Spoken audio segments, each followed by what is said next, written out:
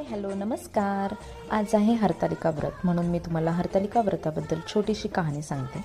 हरतालिकेचे व्रत हे पार्वतीने केले होते महादेवांसाठी. 64 वर्षे पार्वती झाडाची पिकलेली पाने खाऊन राहिली व खूप श्रम केले. पिता हे हिमालयाला काळजी वाटली की अशी लेकीसाठी मी कुठला वर निवडू. नारद मुनींनी विष्णूचे नाव सुचवले. हे ऐकून हिमालय खूप खुश झाला, पण पार्वती माता मात्र रुसली. मैत्रिणीने कारण विचारले. पार्वती म्हणाली, महादेवा वाचून मला दुसरे पती करणे नाही असा माझा निश्चय आहे, पण वडिलांनी मात्र विष्णूला देण्याचे मला कबूल केले आहे. आता काय करू. मैत्रीण पार्वतीला एका घनदाट जंगलात घेऊन गेली.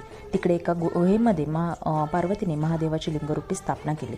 त्यांची मनोभावे पूजा केली, रात्री जागरण केले. या सेवेमुळे महादेवांचे कैलासातील स्थान हलले आणि पार्वती मातेला वर मागण्यास सांगितले. पार्वती म्हणाली, तुम्ही माझे पती व्हावे याशिवाय माझी दुसरी इच्छा नाही.